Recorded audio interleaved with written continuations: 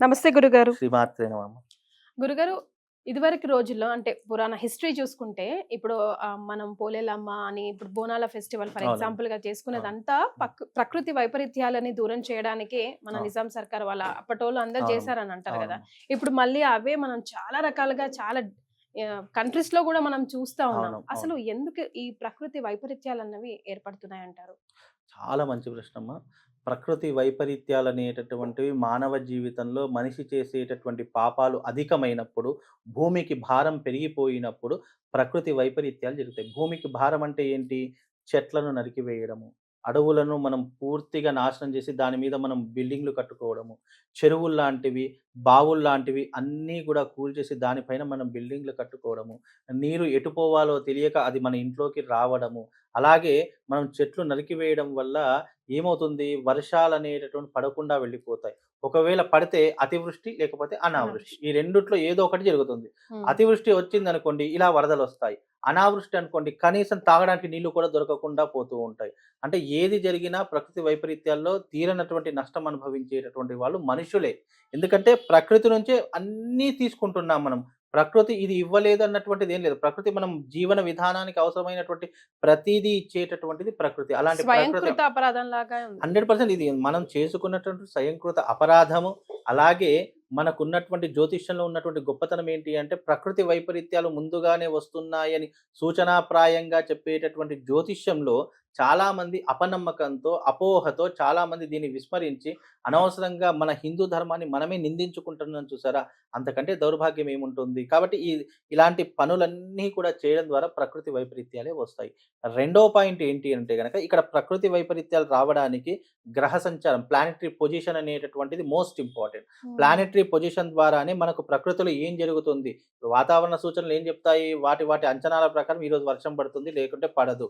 కానీ జ్యోతిష్యము ఈ టెక్నాలజీ రాకముందే, సైన్స్ లేకముందే మనకు వర్షం ఎప్పుడు పడుతుంది? వాతావరణంలో ఎప్పుడు మార్పులొస్తాయి? ఏ చెట్టుకి ఏ పండు కాస్తుంది? ఏ మాసంలో కాస్తుంది? అని మనకు సైన్స్ పుట్టకముందే మనకు జ్యోతిష్యము, అలాగే సనాతన ధర్మం మనకు తెలియజేసింది. అవును. అంటే సనాతన ధర్మంలో ప్రకృతి వైపరీత్యాలు రావడానికి మూల కారణమైతే మనుషులము.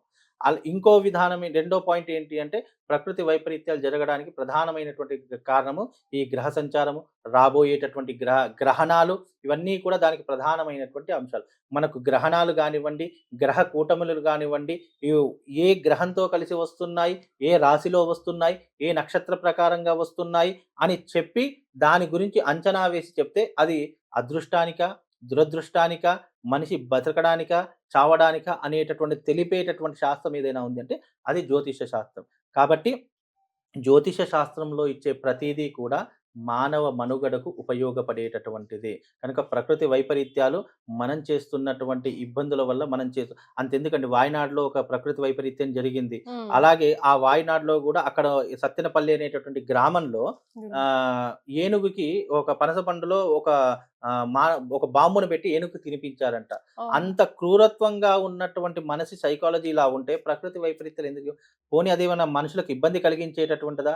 అది అప్పటికి గర్భంతో ఉన్నటువంటి ఏనుగు. అలాంటి ఏనుగు కడుపు పగిలిపోయి, అది రోదిస్తూ, బాధిస్తూ, ఎన్నో రకాల నరకయాతన పడి 3 రోజుల తర్వాత అది మరణించింది. ఓహ్ ఒక గాడ్! ఏనుగుకి ఇప్పుడు మనం ఈ సనాతన ధర్మంలో ప్రతిదాన్ని పూజిస్తాము.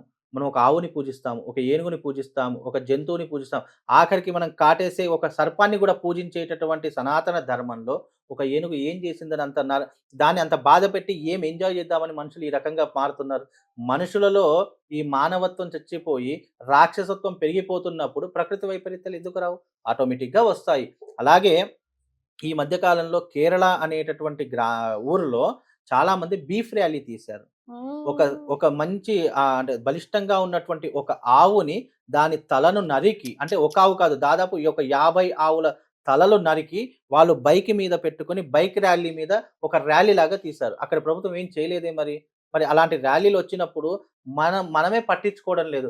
మనమే దాని గురించి ఏం మాట్లాడలేదు. అలాంటప్పుడు ప్రకృతి వైపరీత్యాలు జరగవా? మన భూ సంపదను మనమే కాల రాసుకుంటున్నాము. మనము కాపాడేటటువంటి ఒక ఆవు గానివ్వండి, ఒక ఏనుగు గానివ్వండి, జీవరాశులు గానివ్వండి, మనమే చంపేసుకుంటున్నాము. ప్రకృతి వైపరీత్యాలు ఆటోమేటిక్‌గా జరుగుతాయి. కాబట్టి ప్రకృతిని మొట్టమొదటిగా నాశనం చేసేవాళ్ళు మనం మనమే. కాబట్టి ఇప్పటికైనా ప్రకృతిని కాపాడే తరహాలో ఉండాలి. చెరువులు, బావులు మళ్ళీ రావాలి. మళ్ళీ మనకు ఆ నీరు వెళ్ళేటటువంటి ఒక నీరు వెళ్ళేటటువంటి మార్గం క్లియర్‌గా ఉంటే దాని మార్గాన అది వెళ్ళిపోతుంది.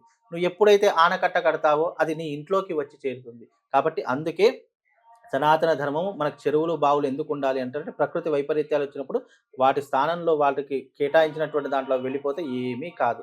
ప్రకృతి వైపరీత్యాలు జరగడానికి గ్రహ సంచారం ఒకటి కారణమైతే, గ్రహణాలు ఇంకో కారణమైతే, మానవులు అవును. చేసుకున్నటువంటి తప్పులు మరొక కారణం. ఈ ఎగ్జాక్ట్. 3 కారణాల వల్లనే ప్రకృతి వైపరీత్యాలు జరుగుతాయి. 100% గురుగారు. ధన్యవాదాలు. శ్రీమాత్రే శ్రీమాత్రే.